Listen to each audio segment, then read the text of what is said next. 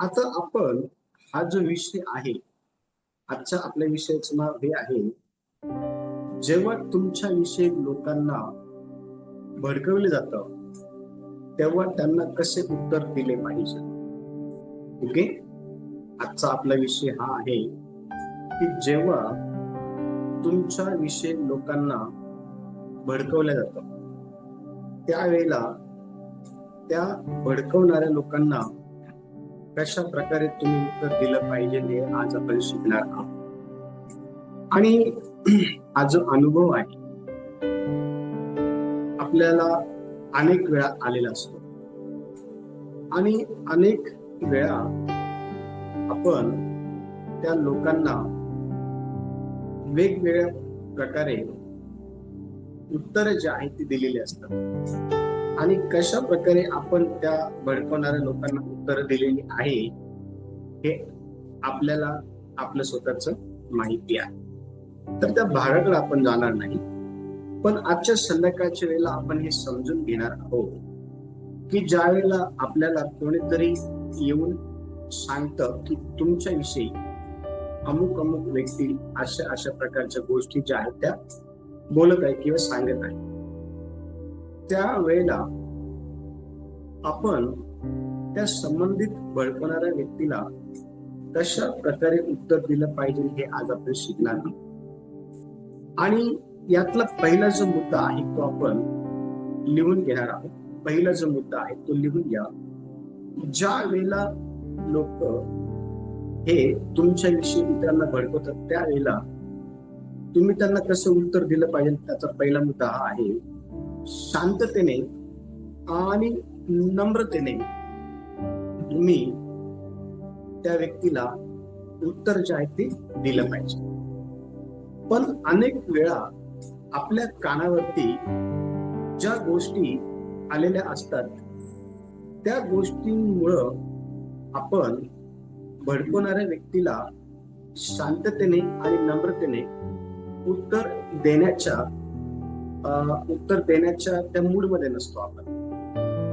आपला जो मूड आहे तो लगेच सडनली चेंज झालेला असतो, कारण आपल्याला कोणत्या तरी व्यक्तीने भडकवणाऱ्या व्यक्तीबद्दल सांगितलेलं असतं की तो व्यक्ती तुमच्याबद्दल अशा अशा गोष्टी काय करत आहे, बोलत आहे, आणि त्याच गोष्टी आपण ऐकतो आणि त्या गोष्टी ऐकल्यानंतर आपल्या मनामध्ये त्या व्यक्तीबद्दल राग, मत्सर, वैर, द्वेष, सूड घेण्याची भावना किंवा मग भांडण करण्याची भावना किंवा मग त्याला काहीतरी बरं वाईट जे आहे ते बोलावं अशा प्रकारचे विचार आपल्या मनामध्ये येतात आणि ते विचार आपल्याला त्या व्यक्तीविषयी आपण काहीतरी चुकीची वागणूक करावी यासाठी काय होतं असं आपल्याला प्रवृत्त करत असतो. पण पवित्र शास्त्र काय शिकवत हे आपल्याला समजणं फार गरजेचं आहे. आणि पवित्र शास्त्र आपल्याला हे सांगतं की अशा व्यक्तीला आपण शांततेने आणि नम्रतेने जे आहे ते उत्तर दिलं पाहिजे. बघा, ज्यावेळेस आपण नीतिसूत्राचं पुस्तक 15 अध्याय आणि पहिलं वचन ज्यावेळेस आपण वाचतो, नीतिसूत्रे 15 अध्याय आणि पहिलं जे वचन आहे ते आपण वाचू आणि ह्या वचनात आपण समजून घेऊ की कशा प्रकारचं उत्तर हे तुम्ही त्या व्यक्तीला दिलं पाहिजे. हे पवित्र शास्त्र आपण सांगतो. कोणतरी वाचा ते वचन. मृदू उत्तराने कोपाचे निवारण होते, कठोर शब्दाने क्रोध उत्तेजित होते. Very good. आता ज्या व्यक्तीने आपल्याविषयी चुकीच्या गोष्टी लोकांना सांगून लोकांना चिथवलं आहे किंवा लोकांना भडकवलं आहे, तर अशा व्यक्तीबद्दल आपल्या मनामध्ये कोणत्या प्रकारचे जे शब्द आहे ते असायला हवे हे ह्या वचनातून आपल्याला समजतं. आणि वचन सांगत आहे या ठिकाणी की आपण संबंधित व्यक्तीला अतिशय शांततेने आणि नम्रतेने जे आहे ना उत्तर दिलं पाहिजे. पण अशा प्रकारे नम्रतेने आणि शांततेने किंवा अशा प्रकारे मृदू उत्तराने आपण संबंधित व्यक्तीशी चर्चा करण्याऐवजी आपण त्या व्यक्तीबरोबर कठोर शब्दाने चर्चा करतो आणि ते कठोर शब्द त्या संबंधित व्यक्तीमध्ये आणि आपल्यामध्ये क्रोध जो आहे तो उत्पन्न करतो आणि क्रोधाचं रूपांतर हे वेगवेगळ्या गोष्टींमध्ये झालेलं आपल्याला पाहायला मिळतं. आता ह्या ठिकाणी वचनातून अतिशय स्पष्टपणे आपल्याला हे समजण्याकरता मदत होत आहे की ह्या जगामध्ये राहत असताना अनेक वेळा लोक हे तुमच्याविषयी इतरांना चिथवतील किंवा तुमच्याविषयी इतरांना भडकवतील आणि ज्या लोकांनी अशा प्रकारच्या लोकांच्या गोष्टी तुमच्याविषयी ऐकल्या ते लोक तुमच्यापर्यंत येतील, तुम्हाला सांगतील पण त्यावेळेला तुमच्या मुखामध्ये त्या लोकांप्रती शांततेचे शब्द आणि नम्रतेचे जे शब्द आहेत ते असणं फार गरजेचं आहे. आणि ज्या वेळेला आपण अशा प्रकारच्या गोष्टींचा सामना करत असतो त्यावेळेला आपल्याला डिसिजन घेणं हे फार कठीण जातं. पण लक्ष द्या, हीच खरी वेळ असते की ज्या वेळेला आपण डिसिजन घेतलं पाहिजे की आपण कशा प्रकारे संबंधित व्यक्तीला उत्तर दिलं पाहिजे. आणि ह्या गोष्टीचा सामना फक्त तुम्हीच करत नाहीये किंवा ह्या गोष्टीचा सामना फक्त तुम्हालाच करावा लागत नाहीये, तर ह्या गोष्टींचा सामना हा प्रभू येशू ख्रिस्ताला देखील करावा लागला. आणि येशू ज्या वेळेला ह्या भूतलावरती होता ना तेव्हा फरीसी लोकांनी अडचणीत येशूला आणण्याचा जो आहे खूपदा प्रयत्न केला.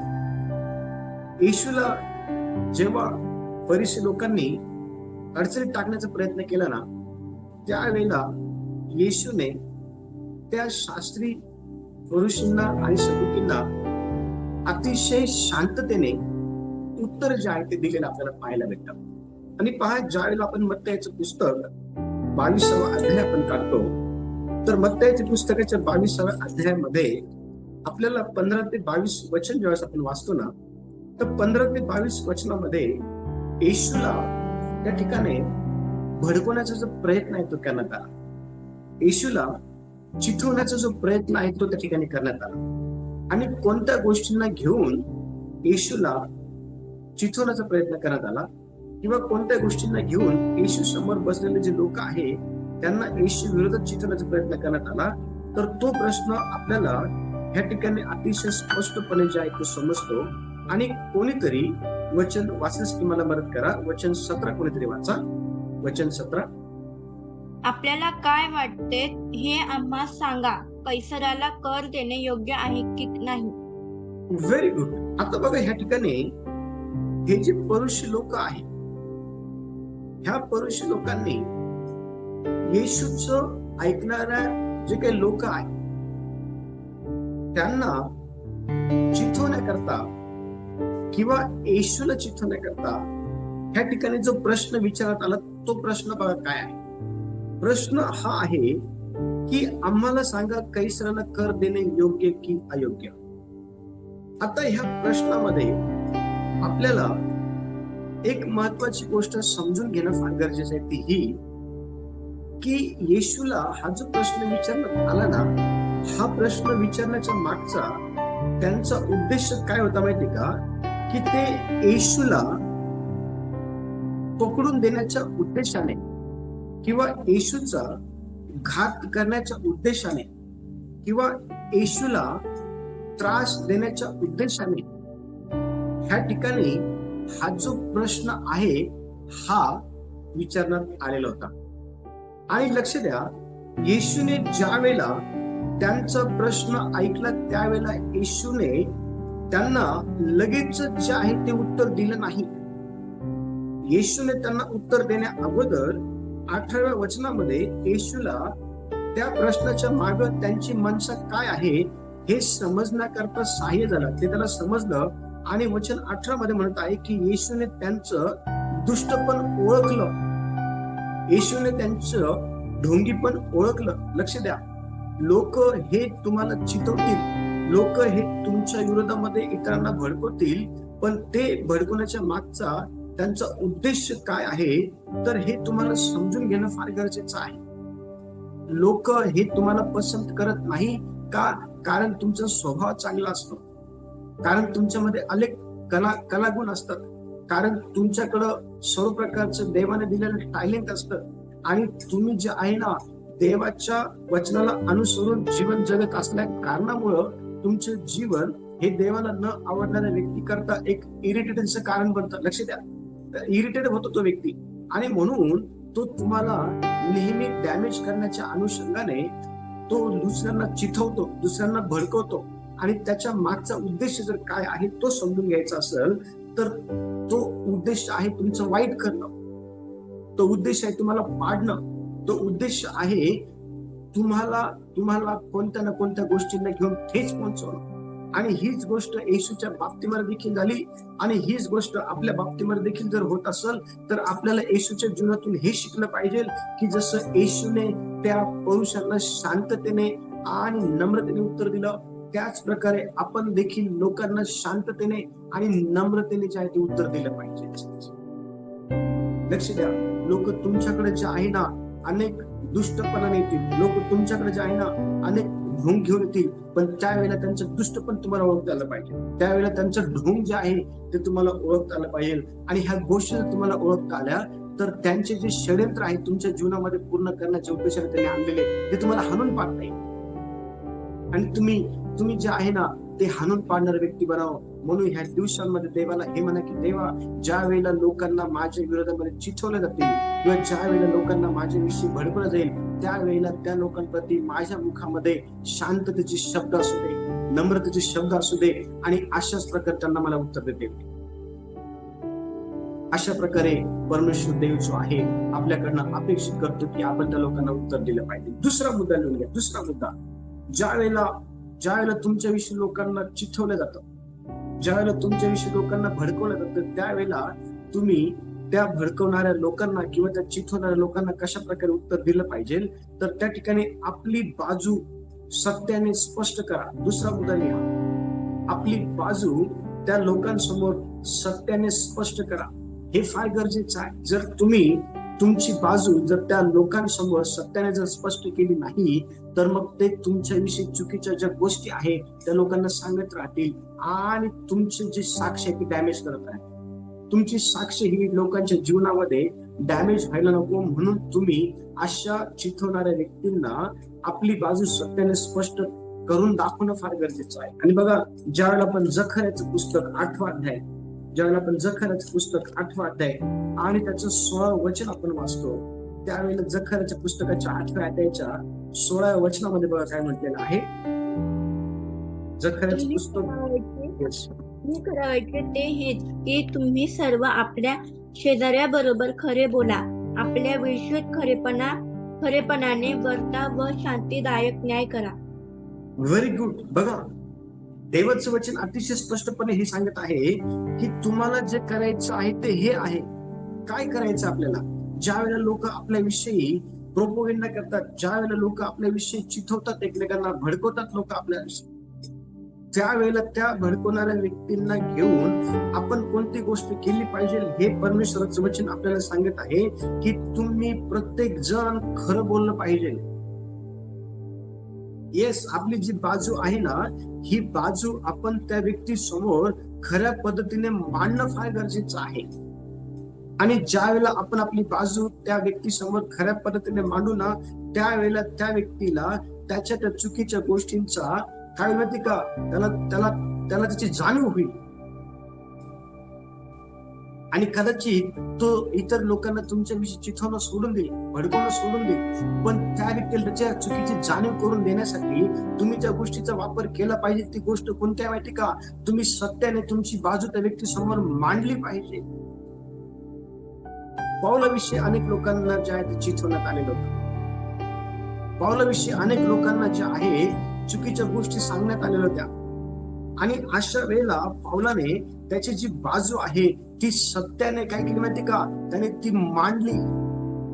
हो, पाऊलाने त्याची जी बाजू आहे ना ती स्पष्टपणे सत्याने न्यायालयामध्ये उभं राहिलं त्यावेळेस ती मांडली. बघा, त्या ठिकाणी अतिशय स्पष्टपणे प्रेषणचं पुस्तक 24वा अध्याय जेव्हा आपण काढतो तर प्रेषणच्या पुस्तकांच्या 24व्या अध्यायाच्या 10 पासून 21 वचन जेव्हा आपण वाचतो ना तर त्या वचनांमध्ये आपल्याला अतिशय स्पष्टपणे हे दिसून येतं की त्या ठिकाणी पौल जो आहे ना त्याची बाजू ही न्यायालयामध्ये सर्व समक्ष सत्याने काय करते म्हणजे मांडते. त्याच्याविषयी अनेक लोकांना भडकवण्यात आलं होतं, त्याच्याविषयी अनेक लोकांना चिथवण्यात आलेलं होतं, त्याच्याविषयी अनेक लोकांना जे आहे ना लक्ष द्या चुकीच्या गोष्टी ह्या सांगण्यात आलेल्या होत्या. परंतु त्या ठिकाणी आपल्याला एक गोष्ट पाहायला भेटली की संत पौलाने आपल्या स्वतःला न्यायालयामध्ये लोकांसमोर सत्यपणाने आपली बाजू मांडून काय माहिती का, त्यांना ते सत्य सांगितलं. लक्ष द्या, ज्या वेळेला आपल्या विरोधामध्ये अशा प्रकारच्या चुकीच्या गोष्टी पसरवल्या जातात त्यावेळेला लोकांना असं वाटतं की तुम्ही तसेच आहात ज्यावेळेस तुम्ही शांत राहता त्यावेळेला. पण ती शांत राहण्याची ती वेळ नाहीये, शांत राहण्याचा तो समय नाहीये. त्यावेळेला लोकांच्या मनामध्ये तुमच्याविषयी गैरसमज निर्माण होऊ नये म्हणून तुम्ही त्या चिथवणाऱ्या व्यक्तीला तुमची बाजू सत्याने सांगणं गरजेचं आहे, अशासाठी की ज्या लोकांना तुमच्याविषयी चिथवण्यात आलेलं आहे त्यांना समजावं की तुम्ही जे आहात ना ते तुम्ही त्या व्यक्तीने सांगितल्याप्रमाणे नाही, तर तुम्ही जे आहात ते तुम्ही सत्य आहात. अनेक वेळा लोक हे तुमच्याविषयी गैरसमज करून बसतात आणि त्यांना तुमच्याविषयी गैरसमज हे कोणीतरी करून दिलेले आहेत म्हणून ते गैरसमज तुमच्याविषयी बाळगत असतात. पण लक्ष द्या, अशा लोकांना तुम्ही तुमची बाजू जी आहे ना स्पष्टपणे सांगणं गरजेचं. बघा वचन 12 कोणीतरी वाचा, वचन 12 काय त्या ठिकाणी 24वा अध्याय वचन 12. आणि मंदिरात, सभास्थानात किंवा नगरात कोणाबरोबर वादविवाद करीताना किंवा लोकात बंडाळी माजविताना मी त्यांना आढळलो नव्हतो. बघा ह्या ठिकाणी संत पौल आपली स्वतःची बाजू मांडत आहे. संत पौलावरती दोषारोप काय केला माहिती का, की हा सभास्थानामध्ये, मंदिरामध्ये, नगरामध्ये लोकांबरोबर वादविवाद घालतो आणि लोकांना जे आहे ना चिथवतो. हा अशा प्रकारे खोट्या गोष्टी ह्या संत पौलाविषयी त्या ठिकाणी जे आहे ना सांगण्यात आलं त्या लोकांना. पण संत पौल म्हणत आहे की महाराज अशा प्रकारे माझ्याकडनं काही झालेलं नाहीये. ज्यावेळेस तो न्यायालयामध्ये होता ना त्यावेळेला त्याने आपली बाजू मांडली. तो म्हणाला की मंदिरामध्ये, सभास्थानामध्ये, नगरामध्ये मी कोणाबरोबरही वादविवाद घातला नाही आणि हे माझ्याविषयी चुकीच्या गोष्टी तुम्हाला सांगत आहे. माझी साक्ष जी आहे ना हे लोक डॅमेज करत आहे. संत पौलाने त्या ठिकाणी आपली जी बाजू आहे ना ती मांडली. लक्ष द्या, वचन 13 मध्ये ज्या गोष्टीचा दोषारोप ते माझ्यावर करतात ना त्या गोष्टी त्यांनी आता आपल्या समोर येऊन सांगायला कोणीच गेलं नाही पुढे सांगण्यासाठी, कारण त्या गोष्टी खोट्या होत्या, त्या गोष्टींमध्ये काही तथ्य नव्हतं. लक्ष द्या, ज्या वेळेला लोक तुमची साक्ष डॅमेज करण्याकरता तुम्हाला इतर लोकांना चिथवतील, इतर लोकांना भडकवतील ना, लक्ष द्या, त्यावेळेला तुम्ही त्या लोकांसोबत स्पष्टपणे बोलणारे आणि सत्याने आपली बाजू मांडणारे असले पाहिजे. आणि ज्यावेळेस तुम्ही सत्याने आपली बाजू मांडाल ना, लक्ष द्या, त्या ठिकाणी तुमच्या विरोधामध्ये षडयंत्र करणाऱ्या व्यक्तीला तुम्ही लाजवत असता, त्याला त्याची चूक तुम्ही लक्षामध्ये आणून देत असता. संत पौलाने तीच गोष्ट केली आणि हीच गोष्ट आपल्याला करायची. येशूने तीच गोष्ट केली, हीच गोष्ट आपल्याला करायची. अशा प्रकारे आपण आपल्या विरोधात लोकांना चिथवणाऱ्या व्यक्तीला उत्तर देणं फार गरजेचं आहे. तिसरा जो मुद्दा आहे तो लिहून घ्या. तिसरा मुद्दा, आपल्या सद्गुणांनी त्यांना उत्तर द्या. ज्या वेळेला लोकांना तुमच्याविषयी चिथवलं जातं, ज्या वेळेला लोकांना तुमच्याविषयी भडकवलं जातं, त्या भडकवणाऱ्या लोकांना तुम्ही कशा प्रकारे उत्तर दिलं पाहिजे, तर तुमच्या ठाई असलेला चांगला जो काही स्वभाव आहे, चांगले जे काही गुण आहेत, चांगले जे काही सद्गुण तुमच्यामध्ये आहे त्याच्या साहाय्याने तुम्ही त्या लोकांना उत्तर दिलं पाहिजे. आणि बघा, ज्या वेळेला आपण 1 पेत्र 2 अध्याय आणि त्याचं 12 वचन वाचतो ना त्या ठिकाणी बघा काय म्हटलेलं आहे. पेत्र हा सद्गुणांसंदर्भात काय म्हणतो पहा.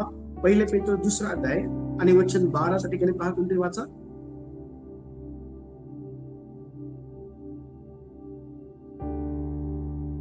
परराष्ट्रीयात आपले आचरण चांगले ठेवा, यासाठी की ज्याविषयी ते तुम्हा दुष्कर्मी समजून तुम्हा विरुद्ध बोलतात त्याविषयी त्यांनी तुमची सत्कृत्ये पाहून समाचाराच्या दिवशी देवाचे गौरव करावे. Very good. काय म्हणत आहे ठिकाणी संत आपलं या ठिकाणी पेत्र काय म्हणत आहे. पेत्र म्हणत आहे ज्या वेळेला तुम्ही परराष्ट्रीयांमध्ये राहतात, परराष्ट्रीय म्हणजे कोणते लोक, ज्यांना देवाची ओळख नाही असे लोक, ज्या वेळेला तुम्ही अशा लोकांमध्ये राहतात त्यावेळेला त्या लोकांमध्ये तुम्ही तुमचं जे आचरण आहे ना ते चांगलं ठेवलं पाहिजे. देवाचं वचन अतिशय स्पष्टपणे सांगतं की ज्या वेळेला आपण आपलं आचरण हे परराष्ट्रीयांसमोर चांगलं ठेवतो ना, त्यावेळेला आपल्या आचरणातून होणारी जी काही सत्कर्मे आहे ना, त्या सत्कर्मांना पाहून ते लोक देवाचं गौरव करतात आणि त्या लोकांमध्ये पण बदल होत असतो. लक्ष द्या, आपल्याला ह्या दिवसांमध्ये अशा प्रकारच्या लोकांना आपल्या ठाई असणाऱ्या चांगल्या स्वभाव गुणातून जे आहे उत्तर द्यायचे आहे. आपल्या ठाई चांगला स्वभाव असणं फार गरजेचं आहे. आपल्या ठाई सत्कर्म करणारा स्वभाव असणं फार गरजेचं आहे. जर आपण सत्कर्म करत राहिलो तर आपल्या विरोधात लोकांना कितीही भडकवू द्या, आपल्या विरोधात लोकांना कितीही चिथवू द्या, लोक भडकणार नाही, लोक चिथणार नाही.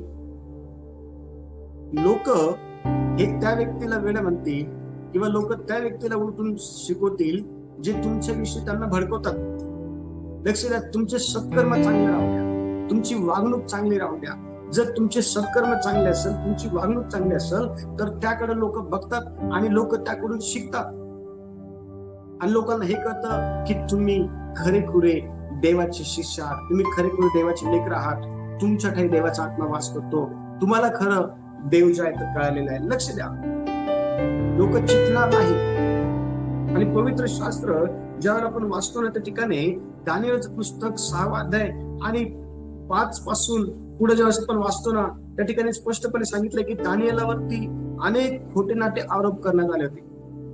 दानिएलाला घेऊन आपण पाहतो की राजाला चिथवण्यात आलेलं होतं राजदरबारातील लोकांच्या साहाय्याने. आणि त्या ठिकाणी दानिएलावरती अनेक खोटे आरोप जे आहेत ते करण्यात आले होते.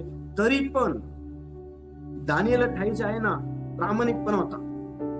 दानिएलाच्या ठाई ना, लक्ष द्या, राजा प्रामाणिकपणामुळे राजाचा विश्वास त्याच्यावरती बसलेला होता. दानिएल प्रामाणिक होता, दानिएल नीतिमान होता, दानिएल देवाला घाबरणार होता, दानिएल हा सरळ मार्गाने चालणार होता.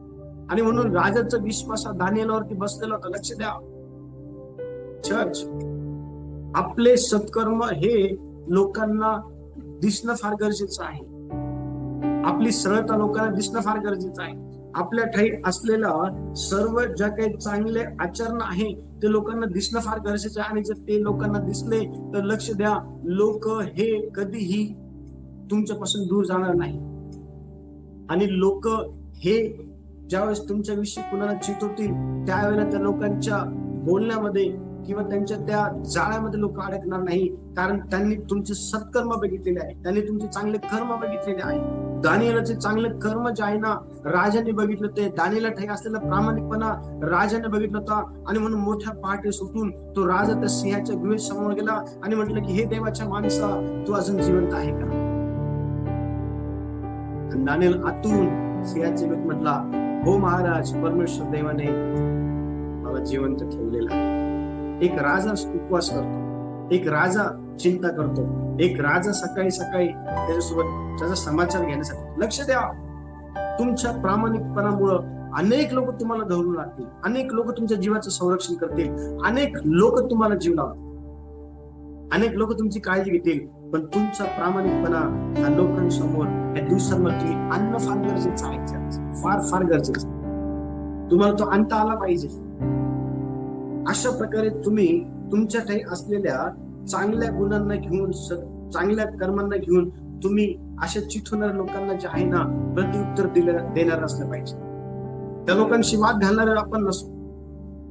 त्या लोकांना जे आहे ते खाली दाखवण्याच्या अनुषंगाने कठोर शब्दाचा वापर करून त्यांना जाब विचारणारे अशा प्रकारचे लोक आपण नको आहे.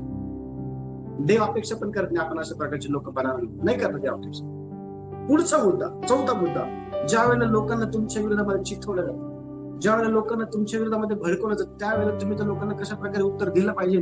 त्यातला 4था मुद्दा आहे, परमेश्वरावर पूर्ण विश्वास ठेवा. ज्या वेळेला अशा प्रकारच्या वेळेचा सामना तुम्हाला करावा लागतो त्यावेळेला हो, परमेश्वरावरती पूर्ण विश्वास ठेवा. ज्या वेळेला तुम्हाला अशा प्रकारे लोकांच्या ना चिथवण्याचा किंवा भडकवण्याचा सामना करावा लागतो त्यावेळेला. आणि बघा, पवित्र शास्त्र हे यशायाचं पुस्तक 54 अध्याय आणि 17 वचन बघा काय म्हणताय. यशाया 54 अध्याय आणि वचन 17 आणखी पवित्र.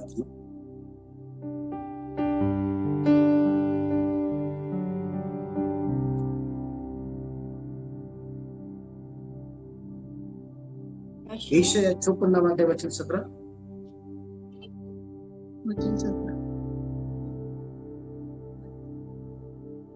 तुझ्यावर चालविण्याकरिता घडलेले कोणतेही हत्यार तुझवर चालणार नाही. तुझवर आरोप ठेवणाऱ्या सर्व जीवांना तू दोषी ठरवशील. परमेश्वराच्या सेवकाचे हेच वचन आहे. हीच मजकडून मिळालेली त्यांची धार्मिकता आहे, असे परमेश्वर म्हणतो. आमेन. Praise the lord. काय म्हणते परमेश्वर या ठिकाणी? ज्या वेळेला लोकांना तुमच्या विरोधामध्ये चिथवलं जाईल, ज्या वेळेला लोकांना तुमच्या विषयी भडकवलं जाईल, त्यावेळेला तुम्ही परमेश्वरावरती पूर्ण विश्वास जो आहे तो ठेवला पाहिजे. आणि ज्यावेळेस आपण परमेश्वरावरती पूर्ण विश्वास ठेवतो त्यावेळेला काय घडेल माहिती का? त्यावेळेला हे घडेल की तुमच्या विषयी चिथवून, तुमच्या विषयी लोकांना भडकून जे काही हत्यार तुमच्या विरोधात चालवण्यासाठी त्यांनी पुरेपूर प्रयत्न केलेले आहे ना, ते हत्यार तुमच्यावरती चालणार नाही. त्या हत्याराची जी धार आहे ना, हो, ती धार परमेश्वर देव काय करणार माहिती का? पूर्णपणे बोथड करून टाकेल. हो, देवाचं वचन सांगत त्या ठिकाणी की कोणतंही हत्या हे तुझ्या विरुद्ध चालणार नाही. आणि लक्ष द्या, तुमच्यावरती चुकीच्या गोष्टींचे जे काही आरोप ठेवण्यात आलेले आहे ना, त्या सर्व आरोप ठेवणाऱ्या जीवांना, म्हणजे त्या लोकांना, आरोप ठेवणाऱ्या लोकांना तुम्ही काय करणार माहिती का? दोषी ठरवाल. हो, आणि लक्ष द्या, ज्या वेळेला आपण देवावरती पूर्णपणे विश्वास ठेवून चालतो त्यावेळेला परमेश्वर देव अशा प्रकारच्या गोष्टी तुमचं संरक्षण करण्यासाठी करत असतो, हे विसरू नका. तुमच्या कैवारी हा परमेश्वर आहे, तुमची काळजी घेणारा हा परमेश्वर आहे, तुमच्या बाजूने लढणारा हा परमेश्वर आहे, तुमच्या बाजूने उभा राहणारा हा परमेश्वर आहे, तुमच्या बाजूने लोकांना दोषी ठरवणारा हा परमेश्वर आहे. लक्ष द्या, कोणतंही हत्यार जे तुमच्या विरोधामध्ये उठलेलं आहे त्याला हाणून पाडण्याचं सामर्थ्य हे जर तुमच्यामध्ये नाहीये, पण तुम्ही जर देवावरती विश्वास ठेवलेला आहे, तर त्या विश्वासाच्या ठाई परमेश्वर देव हा तुमच्या विरोधात उठणाऱ्या प्रत्येक हत्यारांना पाडून टाकण्याचे सामर्थ्य ठेवतो, ती शक्ती ठेवतो देव. आणि म्हणून देवावरती विश्वास ठेवला पाहिजे. ज्यावेळेला आपण उपरीचं पुस्तक 39व्या अध्यायापासून 41 वचन जेव्हा आपण वाचतो ना, अनेक खोटेनाटे आरोप जे आहे ना ते योसेफावरती ठेवलेले होते. अनेक खोटेनाटे आरोपांचा सामना जो आहे तो योसेफाला मिस्रामध्ये करावा लागला होता. अनेक खोटेनाटे आरोपाचा सामना, पण प्रत्येक आरोपाचा सामना हा योसेफ करत असताना त्याचा विश्वास, त्याचा भरोसा, त्याची श्रद्धा ही परमेश्वर देवावरती ती. आणि लक्ष द्या, त्या मिस्र देशामध्ये, त्या परप्रांतीय देशामध्ये परमेश्वर देवाने आपला सेवक याला उंच केलं, तर तुम्हाला देखील उंच करेल. परमेश्वर देवाने आपला सेवक योसेफ याला आशीर्वादित केलं, ह्याला आशीर्वादित केलं. लक्ष द्या, तर तो देव तुम्हाला पण आशीर्वादित करेल. फक्त तुम्हाला ह्या दिवसांमध्ये काय करायचं माहिती का? ज्या वेळेला लोक तुमच्या विरोधामध्ये तुम्हाला लोकांना चिथवतील, भडकवतील, अशा लोकांना प्रत्युत्तर देत असताना तुम्ही कशा प्रकारे उत्तर दिलं पाहिजे? तर देवावरती पूर्ण विश्वास ठेवला पाहिजे. आणि देवाला म्हटलं पाहिजे, देवा, हे लोक माझ्याविषयी अशा प्रकारच्या चुकीच्या गोष्टी ज्या ते करत आहे आणि यांच्या चुकीच्या गोष्टींमुळे मी मानसिकरित्या त्रास सहन करत आहे, मला मदत कर. आणि देव तुम्हाला मदत करेल. आणि लक्ष द्या, जसं देवाने योसेफाला उंच केलं, तुम्हाला उंच करेल. जसं देवाने योसेफाची काळजी घेतली, तर तुमची काळजी घेतली. जसं परमेश्वर देवाने योसेफाच्या विरोधामध्ये उठलेले सर्व प्रकारचे खोटे जे काही शस्त्र आहे त्यांना हाणून पाडलं, तुमच्या विषयी देखील उठलेले शस्त्र परमेश्वर देव हाणून पाडलं. पण हे त्याच वेळेला शक्य आहे ज्या वेळेला तुम्ही विश्वास ठेवाल परमेश्वर देवावरती पूर्णपणे. आणि विश्वास ठेवण्याच्या त्या स्टेज पर्यंत आपल्याला येणं फार गरजेचं आहे. त्या स्टेज पर्यंत आपल्याला येणं फार फार फार आणि फार गरजेचं आहे. आणि जर आपण त्या स्टेज पर्यंत आलो तर निश्चित अर्थाने परमेश्वर देव हा आपल्या बाजूने उभा राहील. 5वा मुद्दा, ज्यावेळेला लोक तुमच्या विरोधात चिथवतात, भडकवतात, त्यावेळेला तुम्ही त्या लोकांना कशा प्रकारे उत्तर दिलं पाहिजे. त्याचा 5वा मुद्दा, प्रार्थना करून निर्णय घ्या. अशा वेळी ज्यावेळेस तुम्ही अशा प्रकारच्या गोष्टींचा सामना करत असतात त्यावेळेला लगेचच निर्णय घेऊ नका. ऐकलं का लगेच त्या व्यक्तीला बोलायला जाऊ नका. ऐकलं का लगेच त्या व्यक्तीला खरं खोटं करायला जाऊ नका. ऐकलं का लगेच त्या व्यक्ती बरोबर वाद घालायला जाऊ नका. ऐकलं आहे ना, थांबा, प्रार्थना करा आणि मार्गदर्शन घ्या देवाला. मागा देवाकडे मार्गदर्शन, निर्णय घ्या, लक्ष द्या. बिना प्रार्थनेचं कोणत्या गोष्टी करू नका. का माहिती का? बघा, फिलिप्पियराचं पत्र 4 अध्याय आणि वचन 6 बघा काय म्हणताय. हे फिलिप्पियराचं पत्र 4 अध्याय आणि वचन 6 पहा काय म्हणतात. कणी वचन 6,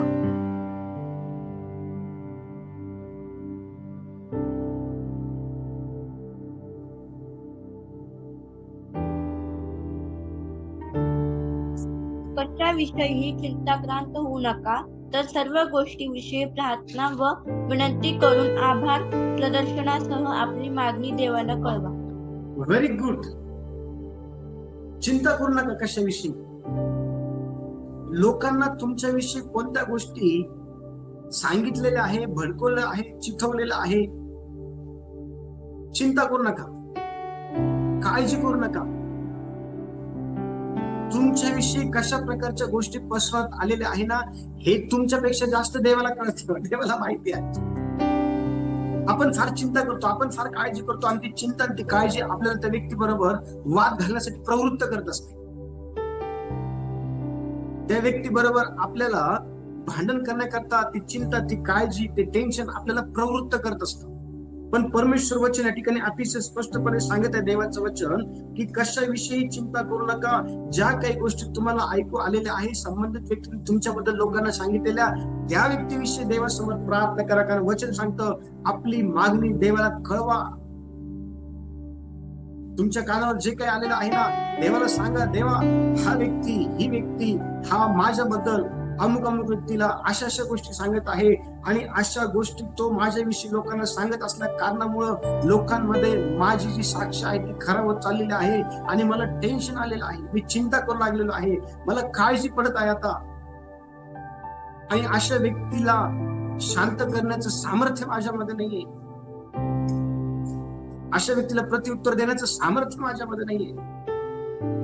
अशा व्यक्तीला घेऊन भांडण करायचं मूड तर माझं मुळीच नाहीये. पण अशा व्यक्तीला तुझ्या हातात देण्याचं मूड माझं आहे. अशा व्यक्तीच्या त्या सर्व प्रकारच्या घाणेरड्या गोष्टी ज्या माझ्या विरोधात त्यांनी केलेल्या आहे, त्या गोष्टींना तुझ्या हातामध्ये द्यायचं माझं मूड आहे. बोला देवाला, प्रार्थनेमध्ये सांगा देवाला. त्या व्यक्तीला देवाच्या हातावर देऊन द्या. परमेश्वर देव हा तुम्हाला न्याय दिल्याशिवाय राहणार नाही. परमेश्वर देव ही तुमची चिंता दूर केल्याशिवाय राहणार नाही. परमेश्वर देव हे तुमचं टेन्शन दूर केल्याशिवाय राहणार नाही. लक्ष द्या, आपण ज्या वेळेला नेहम्याचं पुस्तक 4 अध्याय आणि वचन 9 वाचतो ना, त्या ठिकाणी नेहम्या समोर देखील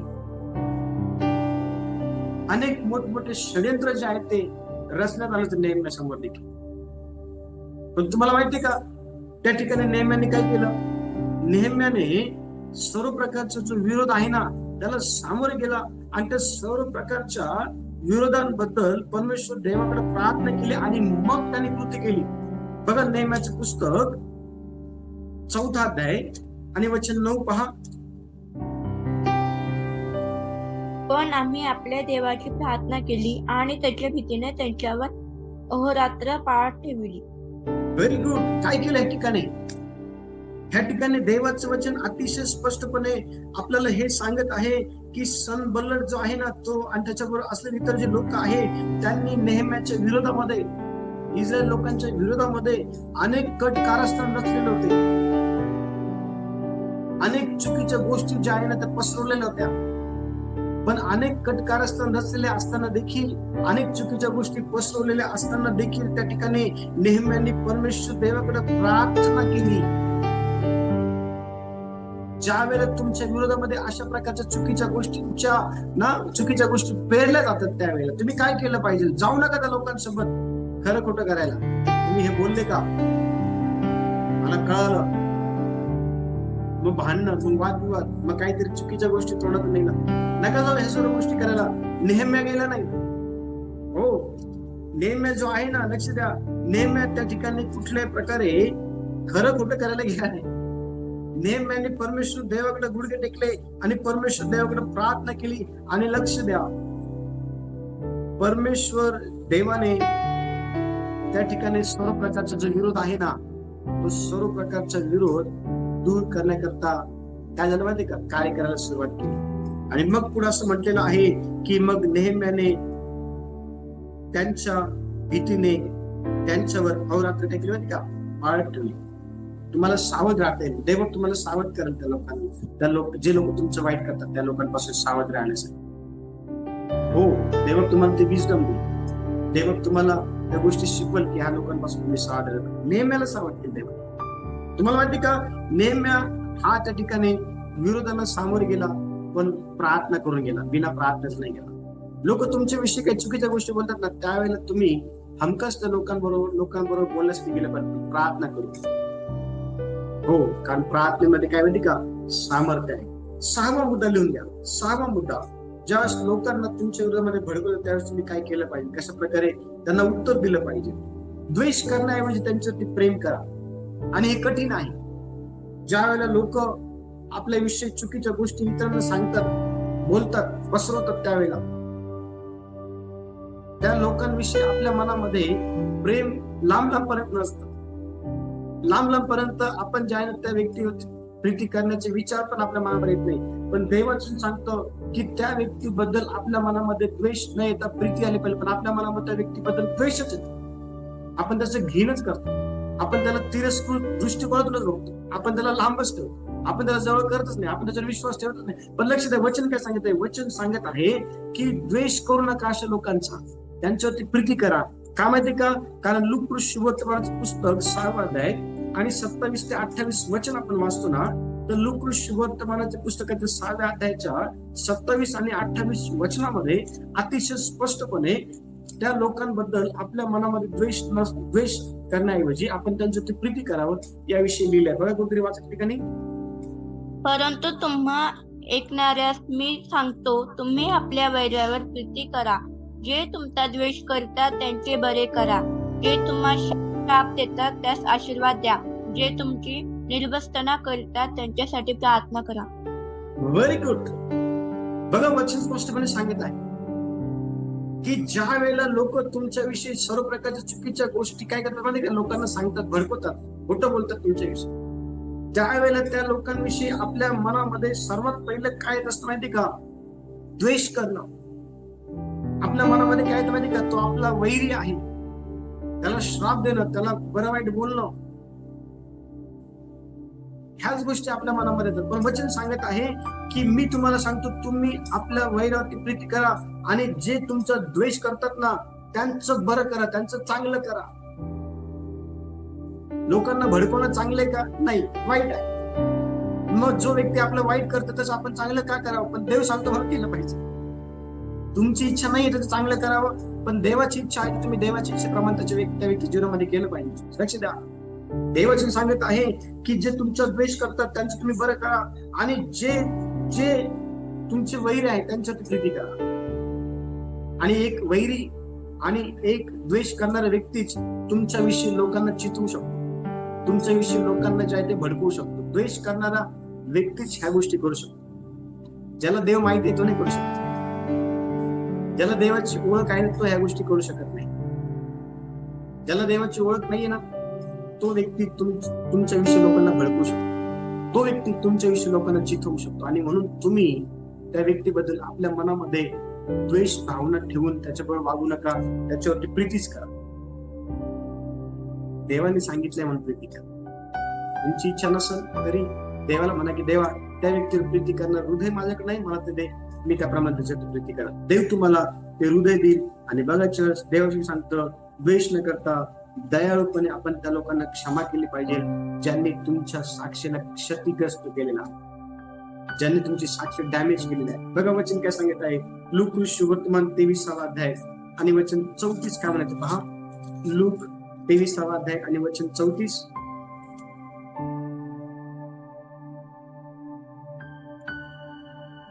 तेव्हा येशू म्हणाला, हे बापा, त्यांना क्षमा कर, कारण ते काय करतात हे त्यांना समजत नाही.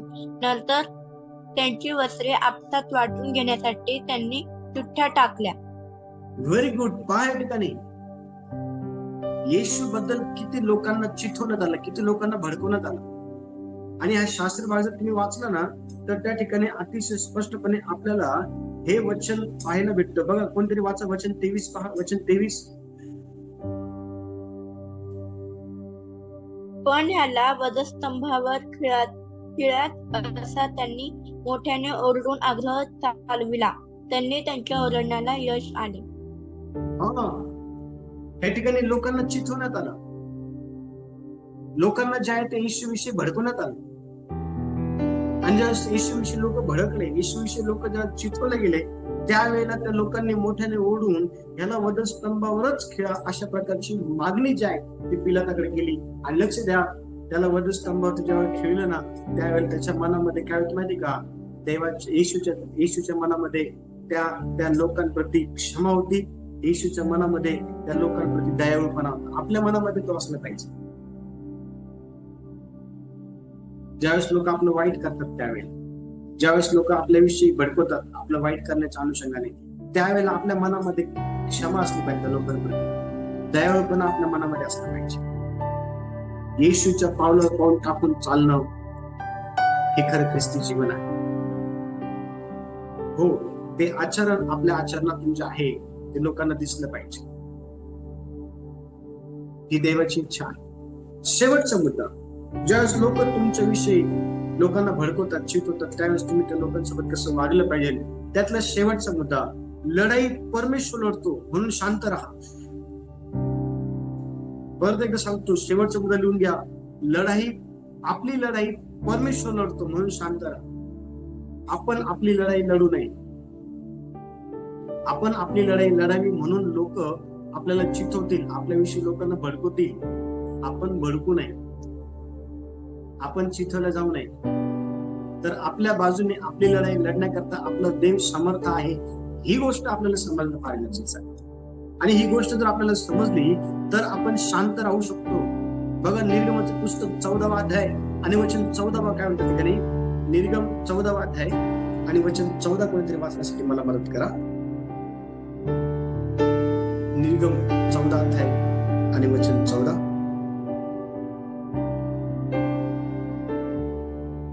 परमेश्वर तुम्हासाठी लढेल, तुम्ही शांत राहा. Very good. परमेश्वर देव हा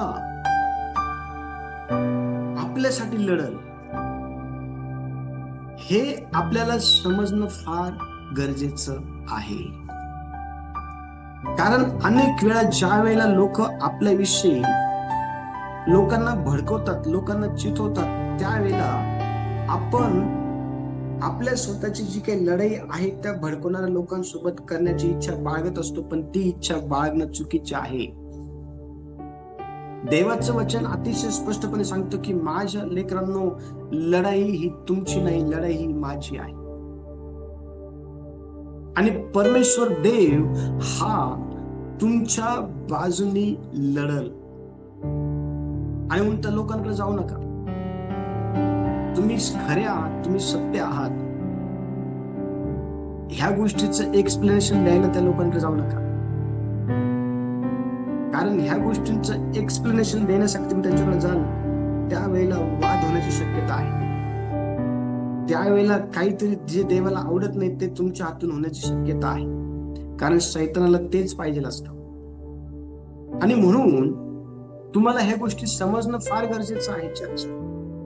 आणि ह्या गोष्टी जर तुम्हाला जर समजल्या की परमेश्वर देव हा नेमकी कोणती अपेक्षा तुमच्याकडनं करत आहे, आणि देवाची अपेक्षा ही आपल्याला निगमचं पुस्तक 14वा अध्याय आणि 14व्या वचनामध्ये दिसते की परमेश्वर म्हणत आहे की परमेश्वर तुमच्यासाठी लढल, तुम्ही शांत राहा. कोणी कितीही तुमच्याविषयी षडयंत्र करू द्या, कोणी कितीही तुमच्याविषयी लोकांना चिथवू द्या, कोणी कितीही तुमच्याविषयी चुकीच्या गोष्टी पसरू द्या, लक्ष द्या, एक गोष्ट समजून घ्या की ही लढाई तुमची नाहीये, ही लढाई परमेश्वराची आहे. आणि परमेश्वर त्याच्या लोकांची लढाई नेहमी लढत असतो. हो, तुम्ही लढू नका. युद्ध परमेश्वराचं आहे आणि परमेश्वराला जे आहे ना ते तुम्ही करू द्या. का माहिती का? कारण देवाने ज्यावेळेस आपण निर्गमचं पुस्तक 14वा अध्याय आणि 13 पासून 31 पर्यंत ज्यावेळेस आपण वचन वाचतो ना, तर 13 ते 31 वचनामध्ये आपल्याला पाहायला भेटतं की देवाने त्याच्या लोकांच्या संपूर्ण जे काही शत्रू आहे ना त्यांना तांबड्या समुद्रामध्ये काय केलं माहिती का, पूर्णपणे नाचता नाबूद करून टाकलं. हो, ज्या वेळेला तुम्ही हा संपूर्ण वृत्तांत वाचाल ना, 14वा अध्याय, निर्गमनाचे पुस्तक 14वा अध्याय आणि 13 पासून तर 31 पर्यंत ज्या वेळेला तुम्ही वचन वाचाल त्या ठिकाणी अतिशय स्पष्टपणे सांगितलेलं आहे की सर्वांचा नाश परमेश्वर देवाने त्या समुद्रामध्ये केला. बघा वचन 30 कोणीतरी वाचा, वचन 30. अशा प्रकारे परमेश्वराने त्या दिवशी मिस्राच्या हातातून इस्रायल लोकांना तारिले आणि मिस्री लोक समुद्रातील मरून पडलेले इस्रायलांनी पाहिले. Very good. परमेश्वर देवाने आपल्या लोकांना त्यांच्या शत्रूपासून वाचवलं आणि ज्यांना परमेश्वर देवाने वाचवलं त्याच लोकांनी त्यांच्या शत्रूला समुद्राच्या कडेला मेलेल्या अवस्थेत पडलेलं पाहिलं. चर्च लक्ष द्या, तुमच्या विषयी कितीही चुकीच्या गोष्टी करण्याचा प्रयत्न लोकांनी केला आणि ते तुमच्या कानावरती आलं तर त्या लोकांना जाब विचारण्यासाठी जाऊ नका, खरं खोटं करण्यासाठी जाऊ नका. त्या लोकांना परमेश्वर देवाच्या हातामध्ये द्या, त्या लोकांना परमेश्वराच्या हातामध्ये द्या. का माहिती का? कारण लढाई तुमची नाहीये, परमेश्वराची आहे. आणि म्हणून ज्या वेळेस लोक हे तुमच्या विषयी इतरांना भडकवतात, चितवतात, त्यावेळेला त्यांना तुम्ही अशा प्रकारचे उत्तर दिलं पाहिजे. बायबल हे सांगेल, याच्या पलीकडे दुसरं काही सांगेल आणि याप्रमाणे चालणं फार गरजेचं. देव या वचनाच्या द्वारे सर्वांना आशीर्वाद देव.